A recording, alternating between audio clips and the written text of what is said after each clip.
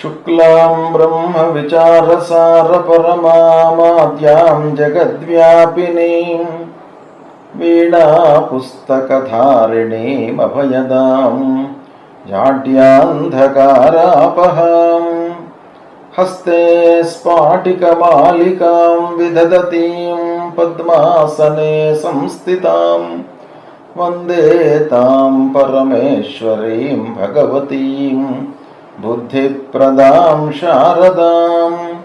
श्री महागणाधिपतये नमः। श्री महासरस्वत्यै नमः। శ్రీ గురుభ్యో నమః.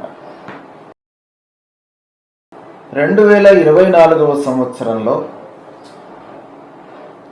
విద్యార్థులకు ఎలాంటి ఫలితాలు ఉండబోతున్నాయి, అన్ని రాశులలో జన్మించినటువంటి వారికి ఈ సంవత్సరము ఎలా ఉంటుంది అనేటువంటి విషయం గురించి మీకు తెలియజేస్తాను. 2024వ సంవత్సరంలో మీనరాశిలో జన్మించినటువంటి విద్యార్థులకు గోచార ఫలితాలు ఎలా ఉంటాయో తెలుసుకుందాం. ముఖ్యంగా మీనరాశిలో జన్మించినటువంటి విద్యార్థులకు ప్రధానమైనటువంటి గ్రహాల యొక్క స్థితి అనుకూలంగా లేదు.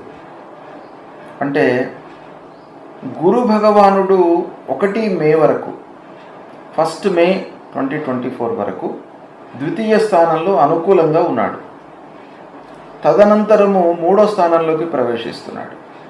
సంవత్సరాంతం కూడాను 3వ స్థానంలో సంచరిస్తున్నాడు.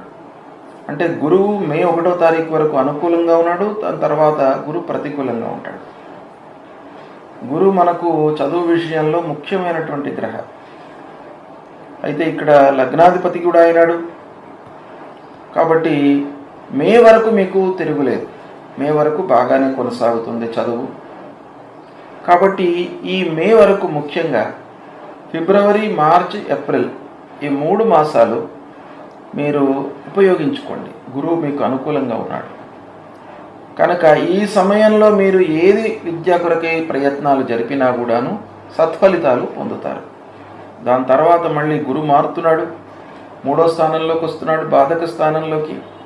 కనుక మీకు అనుకున్నటువంటి విషయాల లోపల అనుకున్న ఫలితము ఉండకపోవచ్చు. అప్పుడు శ్రమించవలసి వస్తుంది మీరు. ఇక ద్వాదశ స్థానంలో శనీశ్వరుడు ఉన్నాడు. శని భగవానుడి యొక్క అనుకూలత కూడా లేదు. జన్మస్థానంలో రాహువు, అష్టమ స్థానంలో కేతువు. రాహు కేతువులు విద్యార్థులపైన ఎలాంటి ప్రభావాన్ని చూపిస్తారంటే ముఖ్యంగా అశ్రద్ధ క్రియేట్ చేస్తారు. అంటే చదువుపై మీకు జిజ్ఞాస లేకుండా వేరే వాటిపైన మనస్సును చంచలంగా అటువైపుకు తిప్పుకోవడానికి, అటువైపు వెళ్ళడానికి రాహుకేతువులు కారకులవుతారు. కనుక రాహుకేతువులు ప్రతికూలంగా ఉన్నప్పుడు మనస్సును కట్టడి చేసుకోవడం చాలా కంపల్సరీ, అవసరం. అంటే ఏకాగ్రతను మీరు డెవలప్ చేసుకోవాలి. మీనరాశిలో జన్మించినటువంటి విద్యార్థులు ముఖ్యంగా ఈ సంవత్సరము మీరు చేయవలసినటువంటి కర్తవ్యం ఏంటయ్యానంటే ఇంట్రెస్ట్, ఏకాగ్రత అనేటువంటిది మీకు కావాలి. చదువు విషయం లోపల మీరు మనస్సు నిలపాలి. అన్యమనస్కంగా చదివినట్టయితే మీకు ఫలితం ఉండదు. దాన్ని దృష్టిలో పెట్టుకోండి. ఇక మొదటి మే వరకు, మే 1వ తారీఖు వరకు మీకు అనుకూలంగా ఉంది కాబట్టి సత్ఫలితాలను పొందుతారు. దాని తర్వాత కొంత శ్రమించవలసి ఉంటుంది. ముఖ్యంగా మే 1 లోపల ఏవైనా ఎగ్జామ్స్ ఉన్నట్టయితే మీకు తొందరగా ఫలితాలు మీకు అనుకూలంగా ఉంటాయి. మే తర్వాత ఉన్నటువంటి ఎగ్జామ్స్ కొరకు మీరు కొంత కష్టపడవలసి వస్తుంది. ఎంట్రన్స్ ఎగ్జామ్స్ కొరకు ప్రిపేర్ అవుతున్నటువంటి వాళ్ళు, ఇంజనీరింగ్ ఎంట్రన్సే కానివ్వండి, మెడికల్ ఎంట్రన్స్కే కానివ్వండి ప్రిపేర్ అవుతున్నటువంటి వాళ్ళు, కాంపిటేటివ్ ఎగ్జామ్స్కి ప్రిపేర్ అవుతున్నటువంటి వాళ్ళు, గ్రూప్ 1, గ్రూప్ 2, గ్రూప్ 3 ఇలాంటి గ్రూప్ ఎగ్జామ్స్కి ప్రిపేర్ అవుతున్నటువంటి వాళ్ళు, గవర్నమెంట్ ఉద్యోగాలకు ప్రిపేర్ అవుతున్నటువంటి వాళ్ళు, సెంట్రల్ గవర్నమెంట్ ఎగ్జామ్స్కి ప్రిపేర్ అవుతున్నటువంటి వాళ్ళు, వీళ్ళందరూ కూడాను మే వరకు మీకు బాగా ఉంది. మే తర్వాత మీరు ఏంటంటే ద్విగుణీకృతమైనటువంటి శ్రమ అవసరం, కొంత కష్టపడవలసి వస్తుంది. గ్రహస్థితి ప్రతికూలంగా ఉంది కనుక భయపడవలసినటువంటి అవసరం లేదు, అధైర్యపడవలసినటువంటి అవసరం లేదు. గ్రహస్థితి ప్రతికూలంగా ఉన్నప్పుడు మీరేం చేయాలి? ద్విగుణీకృతమైనటువంటి శ్రమ మీరు కనపరచాలి. అంటే ఇంట్రెస్ట్ను పెంచుకోవాలి, ఏకాగ్రతను పెంచుకోవాలి, ప్రణాళికను ఏర్పరచుకోవాలి. ఒక ప్రోగ్రాం వేసుకొని మీరు ముందుకు వెళ్ళాలి. అంటే గ్రహస్థితి బాగలేనప్పుడు మీకు ఎలాంటి ఫలితాలు ఉంటాయి అని అంటే ముఖ్యంగా విద్యార్థులకు కాలయాపన, అంటే అనవసరమైనటువంటి ఆలోచనల మూలకంగా మనం ఏదైతే చదువుకోవాలనో దాని మీద శ్రద్ధ పెట్టకుండా ఇంకా వేరే వేరే విషయాల గురించి ఆలోచించడం, ఇలాంటి వాటి మూలకంగా మీకు సమయం వృధా కావడము, తర్వాత చదువు కొరకై మీకు డబ్బు సమకూర్చకపోవడము, చేతిలో ఉన్నటువంటి డబ్బు వేరే వేరే వాటికి ఖర్చు కావడం మూలకంగా అసలైనటువంటి విషయాలకు ఫీజులు కట్టడానికి కానివ్వండి, ఏదైనా మంచి సంస్థలో మీకు ప్రవేశం కొరకు డబ్బు కొరత ఏర్పడడం, ఇలాంటివి కొన్ని మీకు కలిగేటువంటి అవకాశాలు ఉంటాయి కనుక మీరు అన్నిటికంటే ముఖ్యమైనటువంటి విషయం ఏంటంటే ఏకాగ్రతతో మీరు చదవండి. తప్పకుండా మీకు మంచి ఫలితాలు వస్తాయి.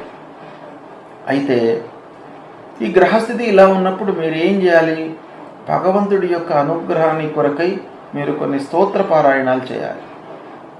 లేదా భగవంతుడి దేవాలయానికి వెళ్ళండి, గణపతి దేవాలయానికి వెళ్ళండి. ముఖ్యంగా మీకు ఆటంకాలు లేకుండా ఉంటాయి. మనస్సు ఏకాగ్రతతో మీరు ఒక సబ్జెక్టు పైన నిలపడానికి ఉపయోగపడుతుంది. కాబట్టి గణపతి దేవాలయానికి వెళ్ళి అక్కడ మీరు నిశ్చలమైనటువంటి మనస్సుతో ఆ దేవాలయం ప్రాంగణంలో కూర్చొని 12 నామాలు చదువుకోండి, అంటే స్తోత్ర పారాయణం చేయండి.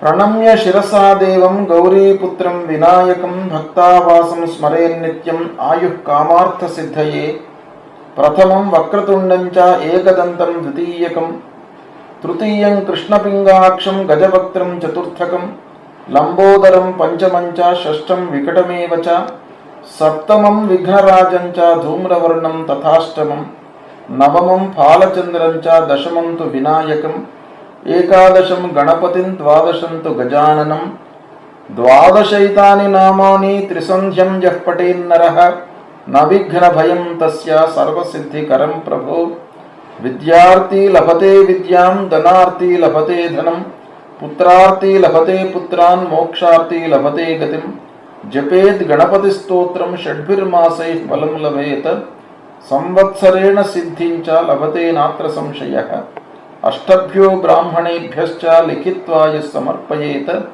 తస్య విద్యా భవేత్ సర్వా గణేశస్య ప్రసాదతః. ఈ విధంగా ఈ 12 నామాలు 12 నామాలు మీరు చదువుకోండి. ముఖ్యంగా విద్యార్థులకు చదువు వస్తుంది, భగవంతుడి యొక్క అనుగ్రహం లభిస్తుంది, విఘ్నాలు లేకుండా ఉంటాయి. వీలైతే దేవాలయంలో కూర్చొని చదవండి 3 సార్లు, లేని పక్షంలో ఇంట్లోనే అయినా కూడాను ఆ దేవుడి యొక్క మందిరం ముందు నిశ్చలమైనటువంటి మనస్సుతో కూర్చొని 3 సార్లు పఠించండి. తప్పకుండా మీకు మంచి అనుకూలత చేకూరుతుంది. విద్యార్థులకు కావలసినటువంటి అనుకూలత ఏర్పడుతుంది, ఆటంకాలు లేకుండా ఉంటాయి, మనస్సు చంచలంగా ఉండకుండా ఉంటుంది, స్థిరమైనటువంటి ఆలోచనతో ఏకాగ్రతతో ముందుకు వెళ్ళేటువంటి అవకాశాలు ఉంటాయి. కనుక ఇది చేయండి, స్తోత్ర పారాయణం చేయండి, తప్పకుండా మీకు మంచి ఫలితం కలుగుతుంది. శుభం.